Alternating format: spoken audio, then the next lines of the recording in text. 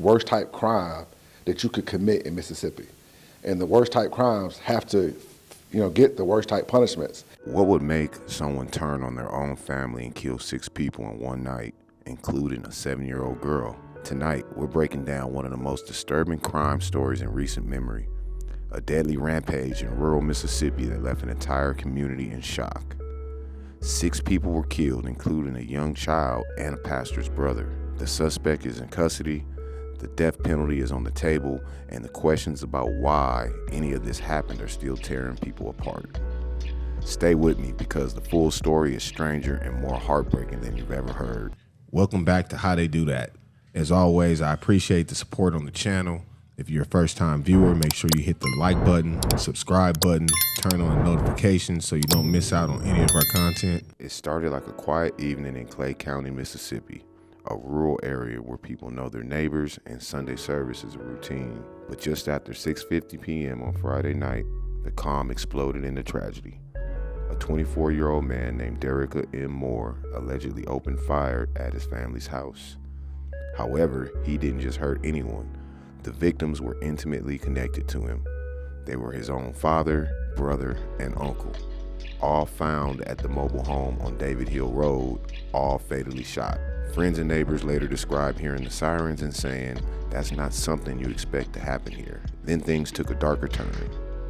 Moore allegedly stole his brother's truck, a pickup, and drove to another house just a few miles away. This wasn't random. It was another home connected to the relatives.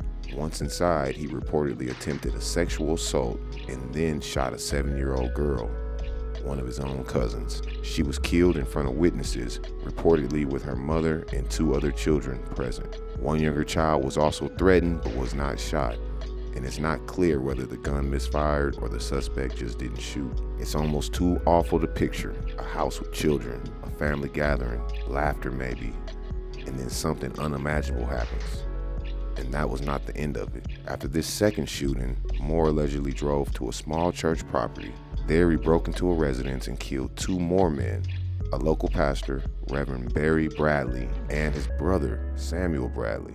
At this point, the casualties had climbed 6 people in 3 separate locations, all across the rural county. This was no quick incident. Police say the rampage spanned roughly 4.5 hours. Multiple 911 calls, multiple scenes, and the community quickly realizing that something terrible has happened. Law enforcement, local deputies, state patrol, and federal agents swarmed the area. Roadblocks went up, and just before midnight, authorities finally caught Moore at a roadblock in Cedar Bluff as he was driving a stolen vehicle. From calm evening to manhunt, that's how fast everything changed. Let's pause here and really soak this in. This was a localized shooting. Not inside a big city where witnesses and chaos pile up, but in a tight-knit area where families know each other. Imagine small country roads, fields, houses scattered out with miles in between. This was the backdrop of this massacre. And while authorities now have Moore in custody, what they don't have is a clear motive. They are investigating, but so far there's no publicly confirmed reason why he allegedly did this. That uncertainty is part of what leaves people unsettled. Was he struggling with his mental health? Was there anger, revenge, jealousy, or a personal crisis? We just don't know. And that lack of clarity makes it even harder for families and community members to understand.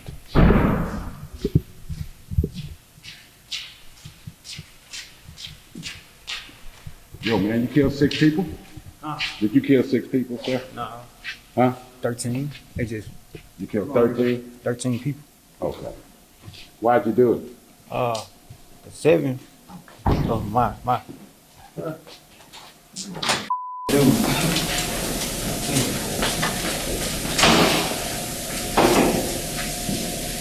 What we do know is that Moore has been charged with multiple counts of murder.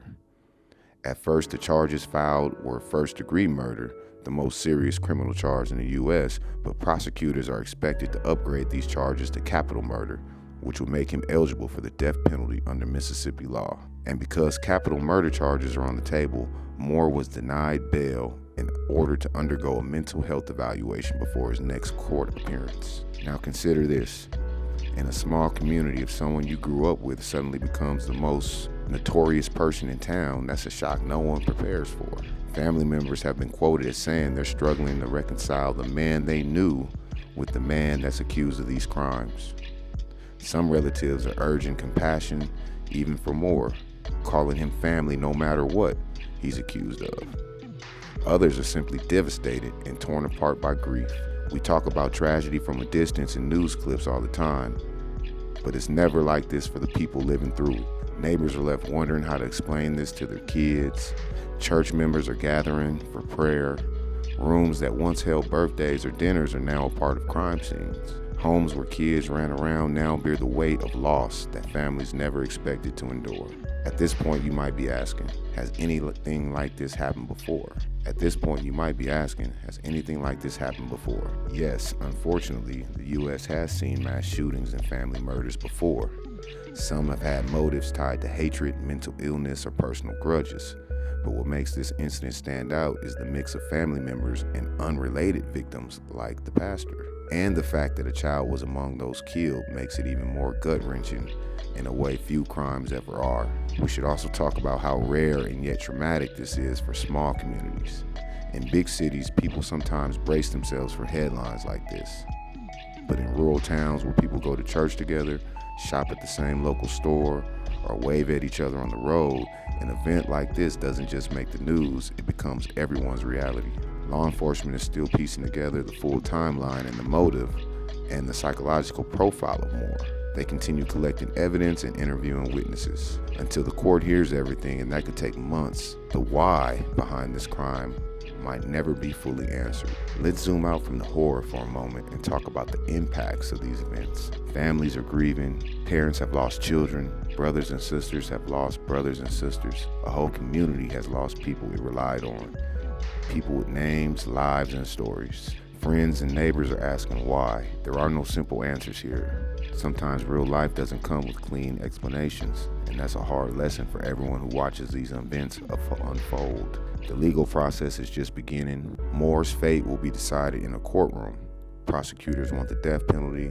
The defense will likely challenge his mental state and circumstances, and the judge and jury will have to weigh everything carefully in the months ahead. The community will never be the same. Here's what we know about the 6 victims. A father beloved by his family, a brother and an uncle, kin who were a part of a family life, a 7-year-old girl, a child who never got to grow up, a local pastor and his brother, men tied to a place of worship, guidance, and community. These were all real people whose stories were stopped, futures erased, and nothing can ever bring them back. This is the reason why stories like this really get at all of us, because at the core they remind us of how fragile life can be and how quickly everything can change. And even if we don't know all the details, we feel the tragedy of loss, especially when children are involved. So what's the bottom line? A 24-year-old man allegedly went on a deadly shooting rampage across 3 different locations in Mississippi, killing 6 people, including the child and the pastor's brother, with no clear motive yet. He is in custody, charged with murder that should be raised to capital murder, and prosecutors are going to be seeking the death penalty. A community is grieving, families are shattered, and questions remain unanswered. This is one of those stories that reminds us that real life can be more unbelievable and more heartbreaking than any fiction.